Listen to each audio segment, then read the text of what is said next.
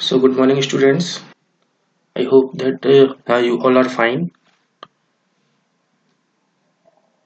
So till now in the fiber optic communication we studied about the optical amplifiers, the principle and the EDFA, that is erbium doped fiber amplifier. So right now we are moving towards the Raman amplifier. First of all, we understand that what is the Raman scattering. The principle of the Raman scattering is that a lower wavelength pump laser light traveling down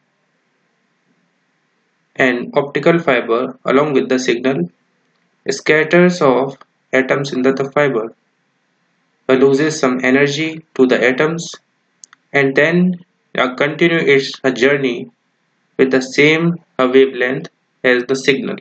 So here we can say the four things that first one is the pump wavelength, that is a signal wavelength, and this is a Raman scattering, and this is the signal wavelength after some amplification. Now the Raman amplifiers, it uses stimulated Raman effect and the pump laser whose frequency is equal to the signal frequency plus frequency of a chemical bond in the material. And because it is a non-planar process, requires a very high pump powers in watts. Now the Raman amplification. In this type of amplification, as we can see in the figure, that here is an input signal, then optical fiber,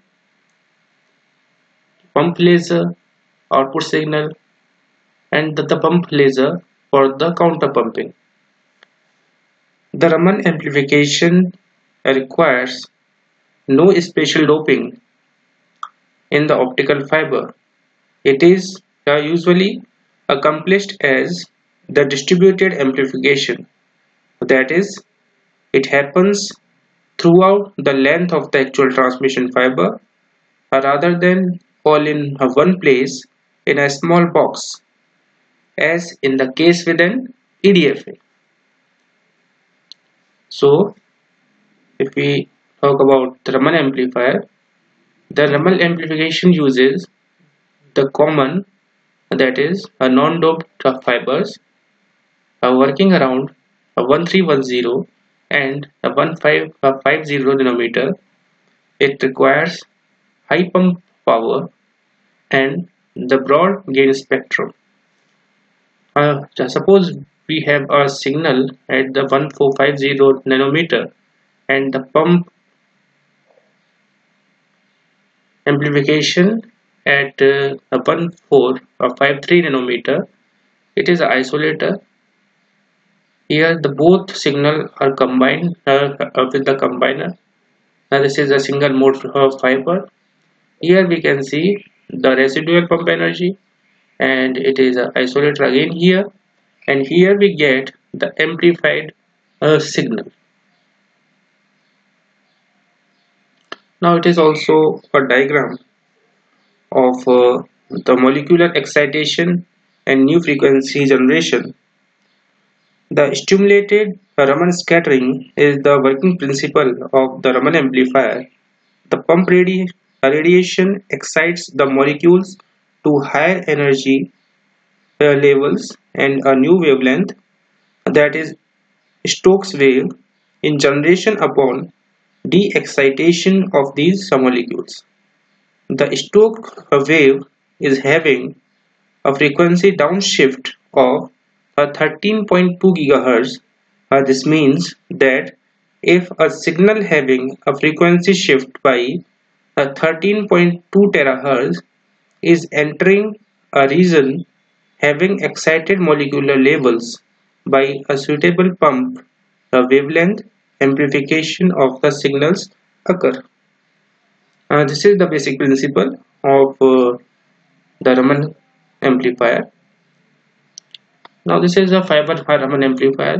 It is also a diagram that is a input port. It has a input port and it is an optical fiber. And here is about the backward pumping. Some energy is in the backward side. Then this is a signal or a pump, a combiner, and it is the output port. Here we can see the diagram that this is a pump power, or we can say it as a Raman gain, and this is a WDM bandwidth. So here we can see that this is a Raman gain from here to it is increasing, and after that it is steeply decreasing, and this is a pump energy.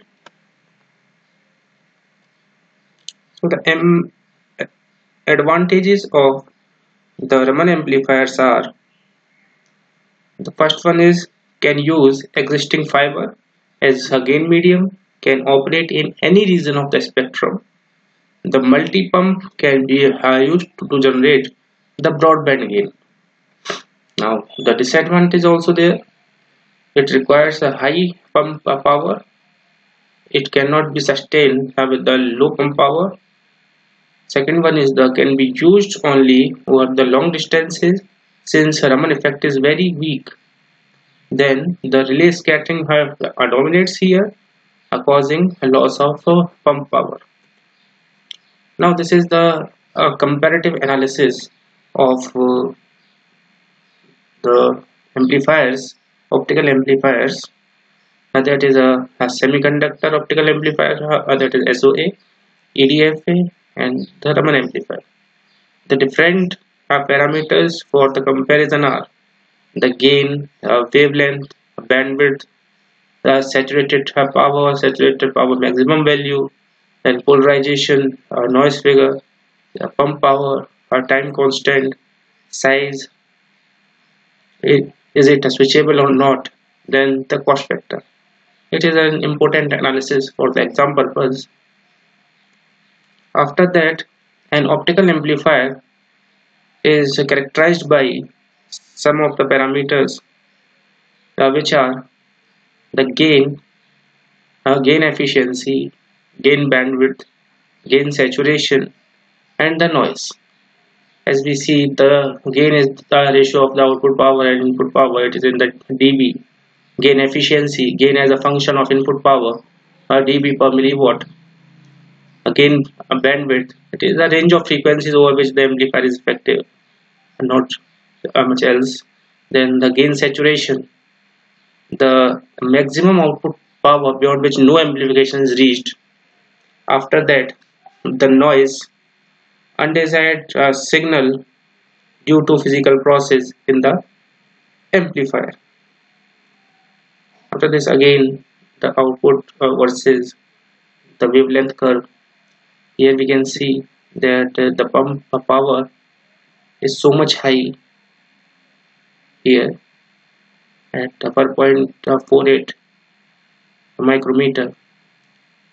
Here the window for the Raman is getting about 1.52 to 1.57 micrometer, and first of all here the gain is increasing and then decreasing, and then here it is a saturated gain or saturated level. After that again it is decreasing.